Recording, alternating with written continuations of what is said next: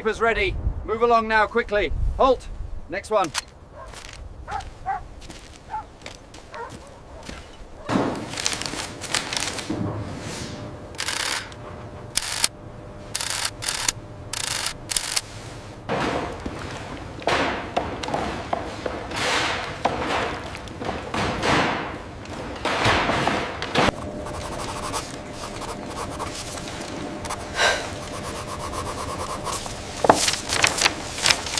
January 1945. A prisoner of war camps somewhere in Western Europe. The war is still breathing, but it is breathing unevenly now. Barbed wire stretches across frozen ground. Watchtowers stand silent in the pale winter light. Inside a wooden barracks, a group of young German women sit wrapped in coats issued by their captors, their breath faint in the cold air. Many are barely in their 20s. Some are younger. They had worn uniforms once. Auxiliary uniforms, clerical badges, insignia that mattered only months earlier. Now they were numbers. That morning, routine arrives as always. Roll call. Thin soup. The scrape of metal spoons against tin bowls. Then something breaks the rhythm. A guard enters, followed by a camp orderly. On the table, they place a small box. Inside it, wrapped in plain paper, is a cake. Not symbolic, not decorative, real, baked, sugared, marked for a birthday. For a moment, no one moves. No one speaks. This was not what they had been told captivity would look like. And in that silence, between expectation and reality, the meaning of the war begins to change. By the time these women found themselves behind Allied barbed wire, the world they had known was already collapsing. When Germany entered the war in September of 1939, the regime did not imagine women in prisoner of war camps. Nazi ideology cast German women as supporters, not captives, mothers of the Reich, laborers of endurance, symbols of moral stability behind the front lines. But modern war does not follow ideology. It follows necessity. By 1941, as the conflict widened and manpower drained into the Eastern Front, German women were pulled steadily closer to the machinery of war. They became Luftwaffe auxiliaries, communications operators, clerks, radar assistants, anti-aircraft helpers. They wore uniforms without combat insignia. They handled files, radios, searchlights, and range tables. They worked inside a military system that increasingly relied on them to function. They were not infantry. They were not armed formations. But they were no longer civilians either. By 1943, Allied bombing raids intensified across Germany and occupied Europe. Cities burned nightly. Rail lines fractured. The distinction between front and rear blurred until it barely existed. Women serving in signals units or flak auxiliaries worked under air attack. Some were killed at their posts. Others were evacuated as fronts shifted violently around them. The decisive rupture came in 1944. In the West, Allied forces landed in Normandy in June. By August, they were pushing through France at speed. German units dissolved under pressure. Entire command structures collapsed. Supply depots were abandoned. Signal stations went dark. In the chaos, thousands of German personnel, many of them women attached to rear area units, were captured in sudden, improvised surrenders. Unlike male combat troops, these women often had no clear expectations of what capture meant. Propaganda had prepared them for brutality. Allied soldiers were portrayed as vindictive, violent, morally corrupt. Captivity, they were told, meant humiliation or worse. The Eastern Front had already proven how savage war could become. Stories traveled quickly. Fear traveled faster. By late 1944, as the Western Allies crossed into German territory, the flow of prisoners increased dramatically. Not just soldiers, but clerks, drivers, medical assistants, and female auxiliaries were swept up as the Wehrmacht retreated. Many were captured not in battle, But while trying to flee collapsing bases or evacuate offices no longer connected to any command, they arrived exhausted, undernourished, often in shock. The Allies, particularly Britain and the United States, had not anticipated holding large numbers of female German prisoners. Existing POW doctrine was built around male combatants, but the legal framework was already there. The 1929 Geneva Convention applied. Uniformed auxiliaries fell under its provisions. Once captured, they were prisoners of war, and so new systems were improvised. Women were separated from male prisoners. Temporary holding camps were established in France, Belgium, and the Netherlands. Others were transferred to Britain. Guards were reassigned. Camp regulations were rewritten in small but important ways. Privacy, sanitation, medical care all had to be reconsidered. Inside the camps, daily life settled into an uneasy rhythm. Roll calls, work details, Red Cross inspections, rations calculated by regulation. The war outside continued, but inside the wire, time slowed. Days became interchangeable. Identity narrowed to survival and waiting. It was within this controlled, regulated environment, designed for security, not comfort, that something unexpected occurred. Not immediately, not everywhere, but gradually. Moments began to appear that did not fit the image these women had carried into captivity. Small moments, quiet moments, and among them, one stood out, not because it changed the war, but because it challenged everything they had been taught to expect from its end. The camp routine, once rigid and predictable, was about to reveal a different face of victory. By the time German women began arriving in Western Allied prisoner-of-war camps in significant numbers, the administrative machinery of captivity was already well established. Britain and the United States had been preparing for mass captures since 1942. Lessons learned in North Africa and Italy had refined a system built on order, predictability, and control. Camps were not designed to punish. They were designed to contain, process, and sustain large populations of enemy personnel for an indefinite period, sometimes months, sometimes years. At the center of this system stood the Geneva Convention of 1929. The convention defined the treatment of prisoners of war in precise terms: adequate food, shelter, medical care, protection from violence, and respect for rank and status. It did not differentiate between male and female prisoners in its core principles. Uniformed auxiliaries were covered. Once captured, they were no longer enemies in the field, but wards of the captor state. For Allied command, adherence to the convention was not simply moral, it was strategic. Treatment of prisoners was monitored by the International Committee of the Red Cross. Reports were filed, inspections conducted. Violations risked retaliation against Allied prisoners held by Germany. Discipline inside the camps was therefore not optional, it was policy. Female prisoners presented challenges the system had not fully anticipated. Separate accommodations were required. Female guards or supervised arrangements had to be organized. Medical facilities needed adjustment. Hygiene standards were scrutinized more closely by inspectors. In Britain especially, where many German women were transferred by late 1944 and early 1945, camps were adapted from existing military or labor facilities with limited speed. Despite these constraints, Western Allied camps developed a reputation, sometimes reluctant, sometimes deliberate, for strict but restrained administration.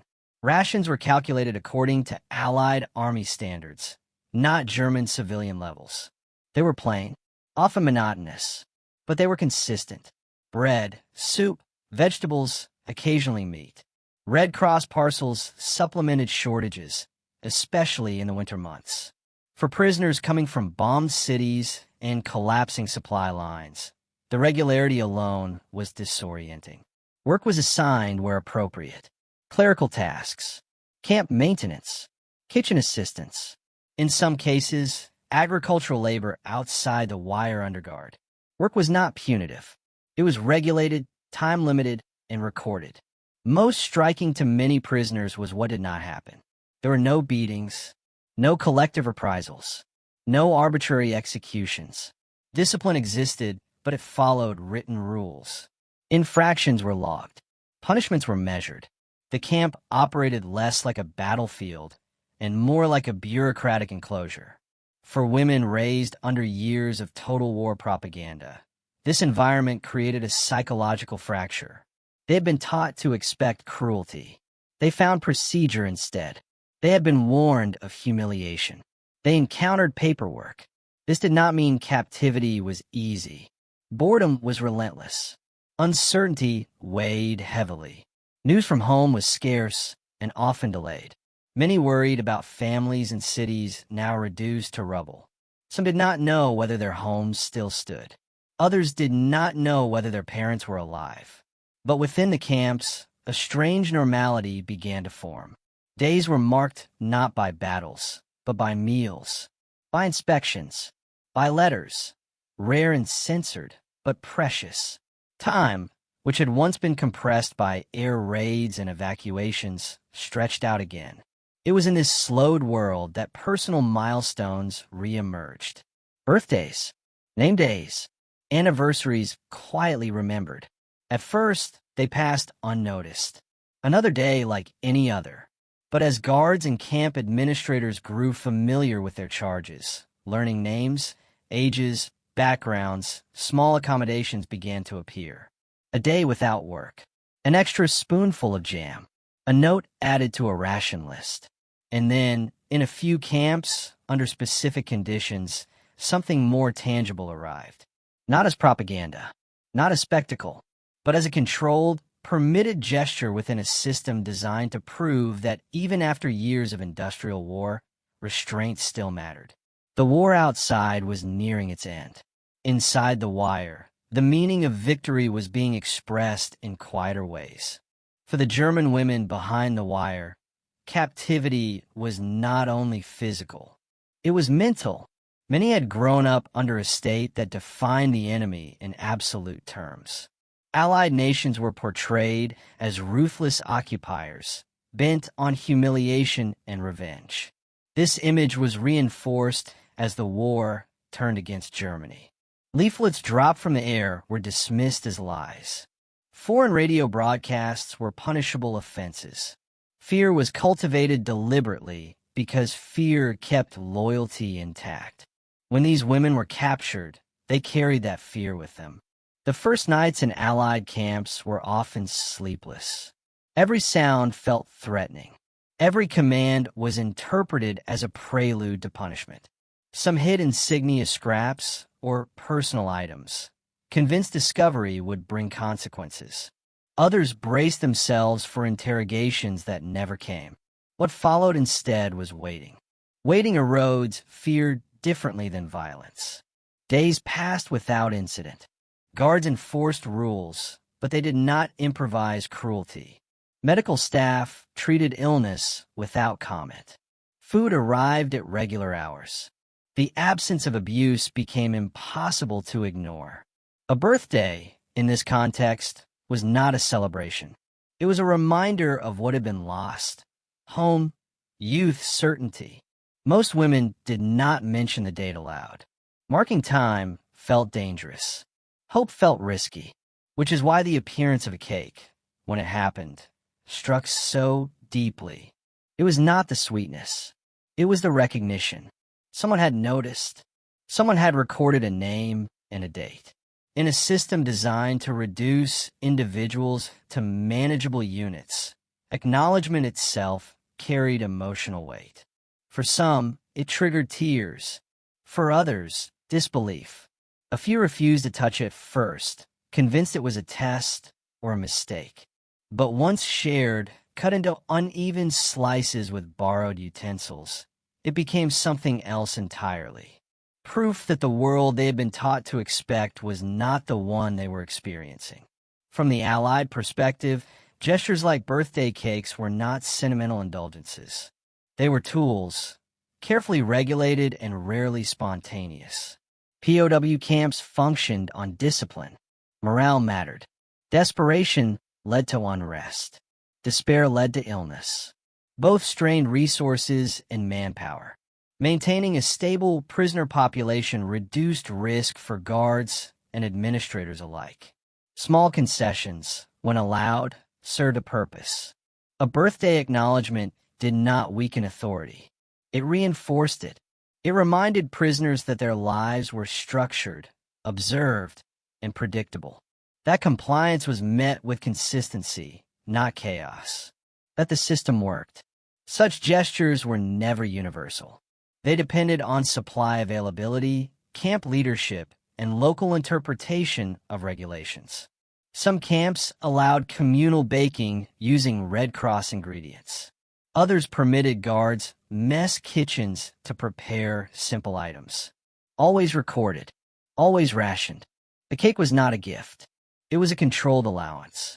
And precisely because it was controlled, it carried legitimacy. It was not kindness in defiance of the system.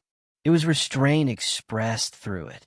For women accustomed to a regime that demanded sacrifice without comfort, this approach was unsettling. Authority here did not shout. It documented. The collision occurred quietly.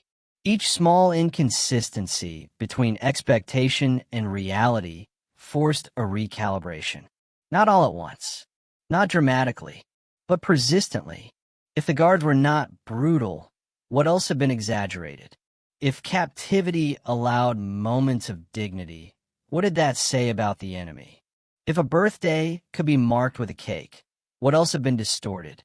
These questions were dangerous, not because they threatened escape, but because they undermined certainty.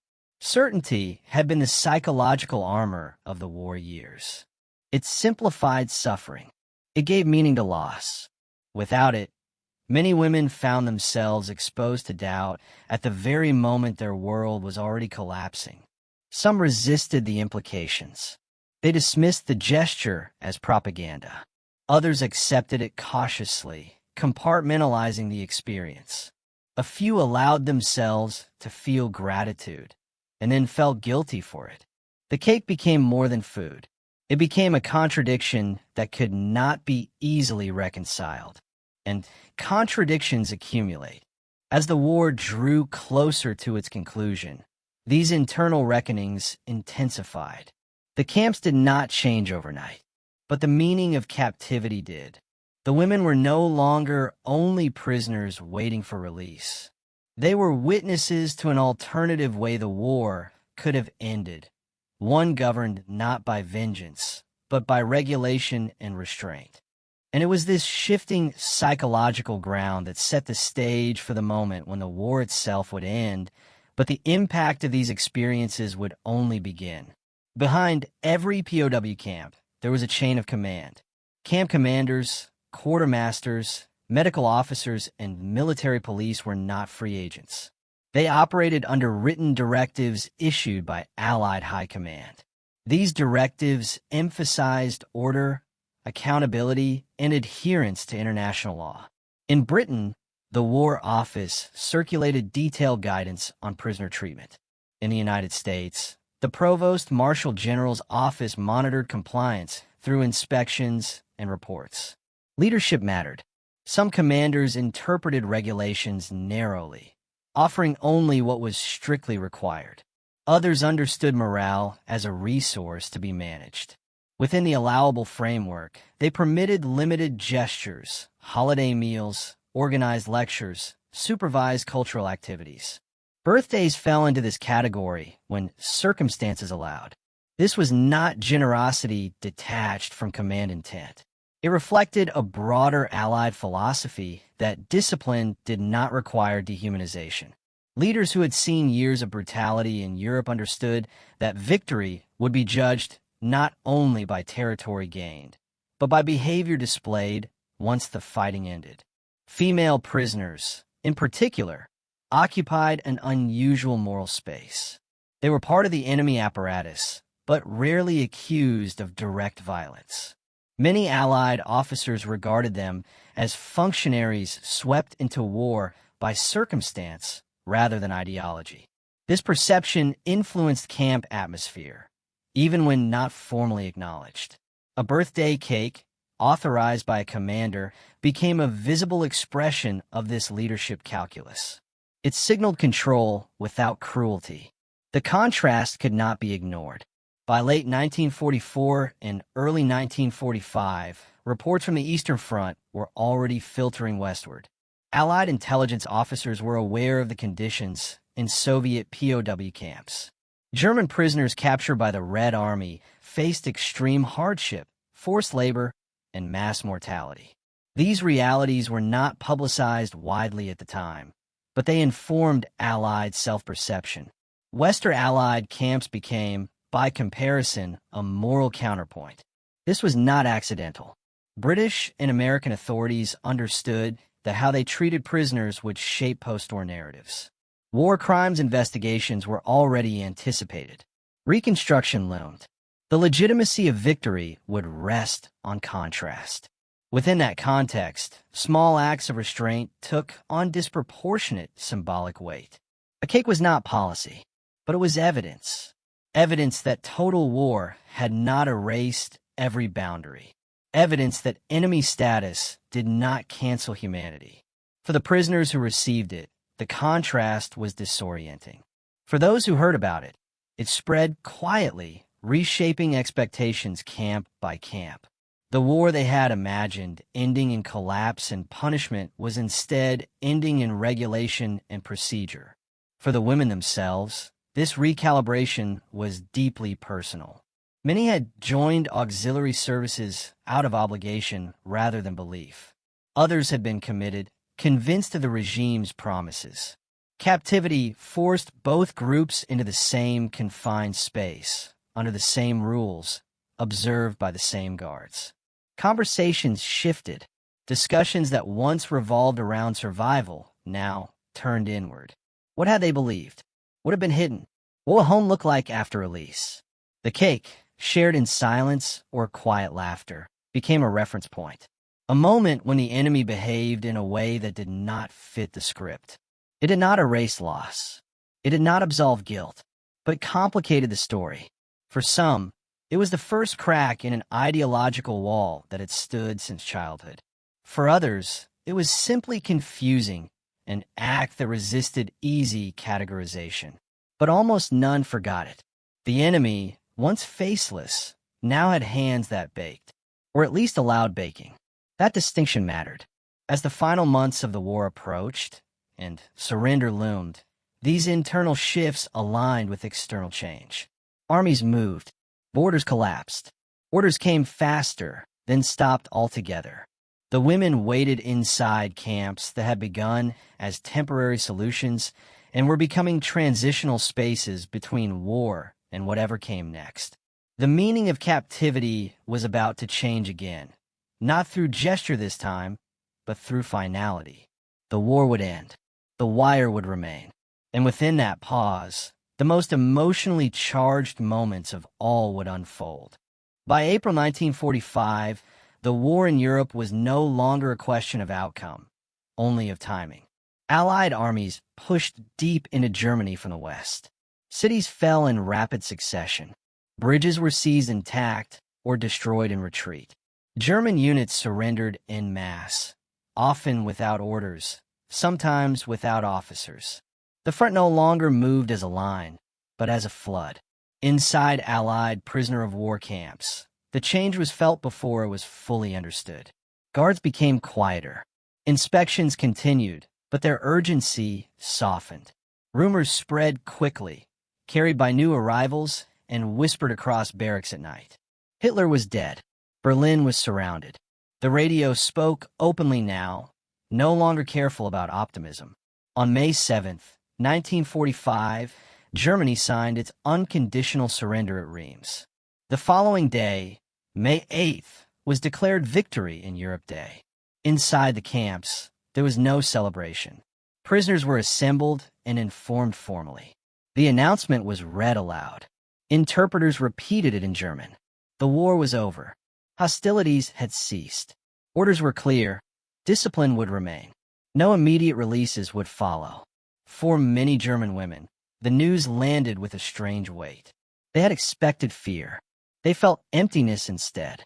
The enemy they had been taught to dread had won, and yet nothing happened. No reprisals. No vengeance. The guards did not change posture. The wire remained. Meals were served at the same time. Victory, it turned out, was administratively quiet. The days that followed were among the most emotionally unstable of captivity. The external danger was gone, but the future was undefined. Repatriation schedules were unclear. Transportation networks were shattered. Housing in Germany barely existed. Some women did not know whether they had anywhere to return to at all. Camps became holding zones between war and peace. Within this uncertainty, camp administrators faced a new challenge: how to manage prisoners who were no longer enemies, but not yet civilians. Regulations were updated. Language shifted. Guards received new briefings emphasizing restraint and professionalism. It was during this transitional period that small gestures took on amplified meaning. Birthdays that had passed quietly during active war now became moments of emotional intensity. Each marked not just another year of life, but survival. Survival through bombing, retreat, capture, and defeat. For some women, their birthdays fell in these weeks between surrender and release. They were no longer combatants. They were not yet free. The calendar continued to move forward regardless. In several camps, administrators allowed modest recognitions to continue, sometimes expanded slightly. Ingredients that had been tightly rationed during the war were marginally more available. Red Cross parcels arrived more consistently. Camp kitchens, still operating on strict oversight, could improvise within limits. And so, in this fragile pause between conflict and peace, the most vivid example of restraint appeared, not as a wartime necessity, but as a post-war choice. A cake baked after surrender carried a different meaning than one baked before it. It was no longer about maintaining order under threat. It was about defining what kind of peace would follow. The women who received these cakes understood this instinctively. The war that had shaped their youth was over. What remained was the question of how its end would be remembered. The answer, unexpectedly, arrived on a plate. But the act itself, the baking, the permission, the moment it was presented, deserves closer examination. The cake did not appear magically. It required flour that had been counted, sugar that had been rationed, fat that had been carefully recorded. In the final months of the war, and even in its immediate aftermath, these ingredients were not trivial. Across Europe, civilians were hungry. Allied soldiers themselves lived on controlled supplies. Nothing in a POW camp kitchen existed without paperwork. When a cake was approved, it was logged. In some camps, it was made from Red Cross parcel contents: powdered eggs, condensed milk, cocoa. In others, guards' kitchens provided access to ovens not available to prisoners. Occasionally, local civilian bakeries were contracted under military supervision, especially in Britain, where infrastructure remained intact. Each method followed regulation. No rule was bent. That was precisely the point. The cake was usually small, plain. No icing decorations. No writing. It was placed on a table or handed over by an orderly, sometimes accompanied by a brief acknowledgement of the date. There were no speeches, no photographs. The moment was not commemorated officially, but its impact was immediate. For the woman whose birthday it was, the experience often triggered a sudden, overwhelming awareness of time. Another year had passed. A year of war. A year survived. In the camps, birthdays had become markers of endurance rather than celebration. For those around her, the cake became communal. Slices were divided carefully. No one took more than their share. Sugar was still rare enough to demand restraint. Some women remembered the taste vividly decades later, not because it was exceptional, but because it contradicted everything they had prepared themselves for. Sweetness, in captivity, was an emotional shock. Guards often remained at a distance, watching without intrusion. Their role was supervisory, not participatory. This separation mattered. The gesture was institutional, not personal. It reinforced the idea that this treatment was not kindness from individuals, but a feature of the system itself. And that distinction shaped memory. Had a guard smuggled a cake in secret, it might have been dismissed as anomaly.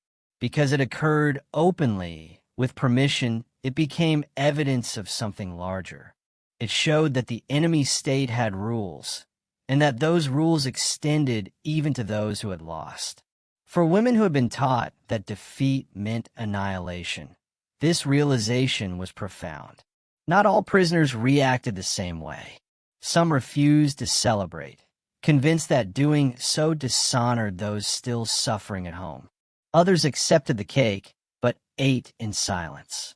A few allowed themselves a brief smile, then retreated inward again. But none ignored it.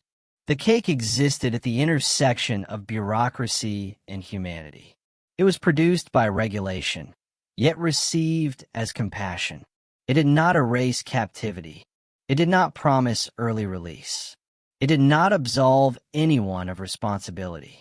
What it did was quietly redefine the moral boundaries of victory. As weeks passed, these moments accumulated. Not many, not enough to become routine, but enough to linger. When release finally came, often months later, many women carried these memories with them back to a Germany in ruins. Cities flattened, families scattered, food scarce, authority fractured. In that devastated landscape, recollections of captivity did not always align with expectations at home. Some spoke of fairness, others of dignity. A few mentioned cakes and were met with disbelief, because such details did not fit the dominant narrative of suffering. Yet history is shaped not only by grand acts and atrocities, but by small decisions made within systems designed for control. The decision to allow a birthday cake was one such moment. It did not change the outcome of the war, but it changed how its end was experienced. And in the long aftermath that followed, those experiences would take on meanings far beyond the wire. Release did not come with celebration. For most German women held in Western Allied POW camps, repatriation unfolded slowly, governed by transport availability, housing conditions in Germany, and shifting occupation policies. The war had ended, but Europe's infrastructure lay fractured. Rail lines were broken. Cities were ruins. Administrations barely functioned. Many women waited weeks. Some waited months. During this period, camps changed character again. Guards were reduced. Regulations softened at the margins. Work details diminished. The language of command gave way to the language of processing. Forms, lists, medical checks, destination points. Prisoners were no longer considered a security threat. They were a logistical problem awaiting resolution. When release finally came, it was procedural. Names were called, documents issued, personal items returned where possible. Each woman was given instructions, often vague, about where to go and how to report to local authorities upon arrival. Transportation was arranged in stages. Few knew exactly what awaited them beyond the gates. Stepping out of captivity was not a moment of triumph. It was a moment of exposure. Germany in 1945 was not a homeland welcoming its returnees. It was a landscape of rubble and hunger. Cities like Hamburg, Cologne, and Berlin were shattered. Rural areas strained to absorb displaced populations. Families were missing, dead, or scattered across occupation zones. For many women, the first days of freedom were harsher than captivity had been.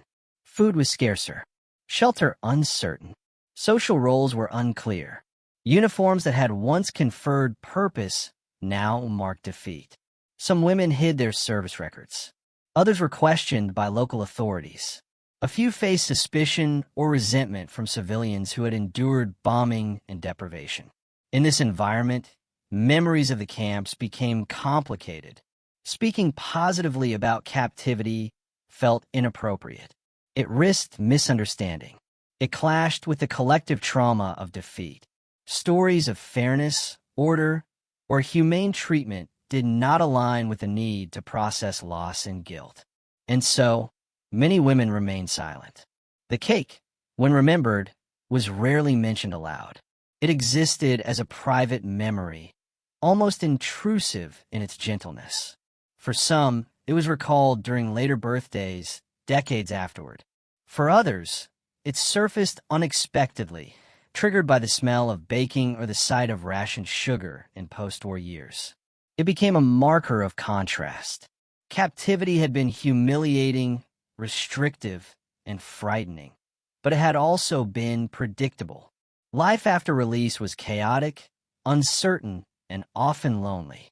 The camps, for all their constraints, had offered structure at a moment when structure elsewhere had collapsed. This realization was not comforting.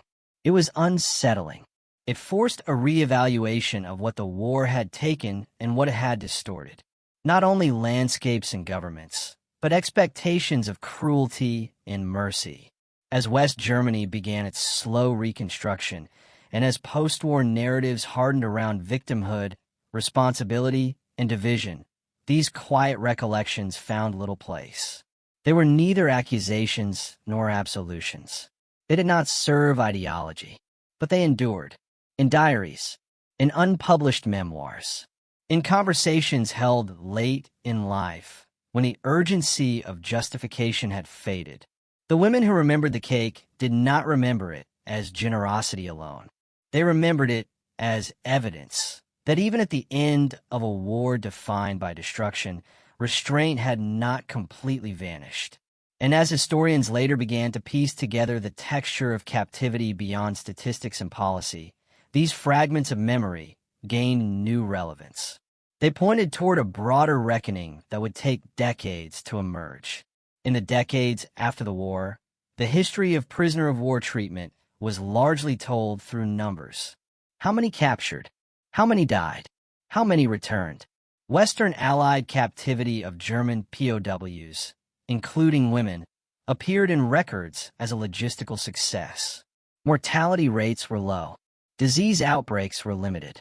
Red Cross inspections generally confirmed compliance with international law. Compared to the devastation across Europe, the camps seemed almost invisible. And yet, within that statistical quiet, individual experiences persisted. Female German prisoners occupied a small but significant place in post-war documentation. Their numbers were far lower than male captives, but their presence challenged assumptions about who the war had involved. They were not combat troops, yet they were uniformed. They were not civilians, yet they bore the consequences of military defeat. As historians revisited camp reports, inspection logs, and correspondence between Allied commands, patterns emerged. Mentions of special arrangements, notes about accommodation modifications, occasional references to morale measures, rare acknowledgments of birthdays and holidays. Never highlighted, never emphasized, because these details were not exceptional within the logic of Allied policy. They were, in a sense, expected. Restraint was meant to be normal. This normalization is what makes the memory of a cake historically important. It illustrates how large systems express values through small actions. The decision to allow a birthday cake did not originate from sentiment, but from a belief that dignity could coexist with control. That belief distinguished Western Allied captivity from other wartime systems built on terror or exploitation. It also complicated post-war moral binaries. For former prisoners, recalling such moments forced uncomfortable nuance. They had suffered under Allied authority, but they had also been protected by it. They had lost freedom, but not humanity. This did not excuse the regime they had served, nor did it negate the crimes committed by Nazi Germany. It simply added texture to lived experience. In West Germany, public memory of the war evolved unevenly. Early narratives emphasized German suffering, bombing, displacement, captivity. Later decades shifted toward accountability and acknowledgement of responsibility. In both phases, stories like these remain marginal. They were too gentle for outrage, too restrained for absolution. But for historians and documentarians, they offered something valuable, evidence that total war did not fully erase ethical boundaries everywhere. That even at moments of overwhelming power imbalance, choices were made. The women who received birthday cakes did not become symbols. They did not feature in trials or treaties. Most lived ordinary lives afterward, carrying memories that rarely found an audience. Yet their experiences help answer a larger question. How does a war end? Not in treaties, but in behavior. In the Western Allied camps, the end of the war was marked not by cruelty, but by continuity. Rules remained. Oversight continued. Humanity was administered, not improvised. And that approach mattered. It shaped how prisoners understood defeat. It shaped how victors understood responsibility. It shaped how post-war Europe learned to live with the memory of violence without perpetuating it. As time passed and witnesses aged, these quiet details risked disappearing entirely. What remained was not the cake itself, but what it represented. A moment when power chose restraint and when an enemy was allowed, briefly, to feel human again. That legacy leads inevitably to reflection. The war had ended, but its echoes did not vanish immediately. Cities lay in ruins, governments were fractured, families scattered. Survival had required endurance, calculation, and sometimes quiet defiance. Yet, amid the rubble and the bureaucracy, small acts endured, gestures that did not alter strategy or borders, but shaped the experience of being human. The birthday cakes in Allied POW camps were one such gesture. They were modest. They were deliberate. They were controlled. And yet, for the women who received them, they became emblematic. A simple baked item transcended its ingredients. It was a bridge between expectation and reality, between fear and recognition. It reminded them that even in a world defined by destruction, some measure of empathy could exist. These moments complicate our understanding of war. We're trained to measure conflict in numbers. Bombs dropped, casualties, territory gained. But human experience moves on different axes. The taste of sugar, the ritual of acknowledgement, the recognition of a life's passing year. These were profound precisely because they contrasted with what had been promised or feared. The cakes also speak to a broader historical truth. Systems of control do not preclude humanity. Discipline and compassion can coexist. Leadership that understands restraint and a legal framework that enforces it can protect dignity even amid total warfare. In that space, morality is not abstract. It is lived, measured in small, deliberate actions. And for the German women who endured captivity, these moments left a lasting imprint. They did not erase suffering, nor did they forgive the violence of war. But they offered a reminder that human beings, even enemies, could recognize one another's vulnerability and persistence. History often remembers the extraordinary, battles, innovations, leaders, but it is also defined by the quiet, unremarkable choices that allow life to persist in shadowed moments. In the end, a birthday cake in a POW camp was not just a cake. It was a testament to resilience, to ethical restraint, and to the fragile possibility of humanity surviving even total war. This understanding brings us full circle from the cold barracks where fear ruled to a moment of recognition, to the enduring memory that shaped lives long after the guns fell silent.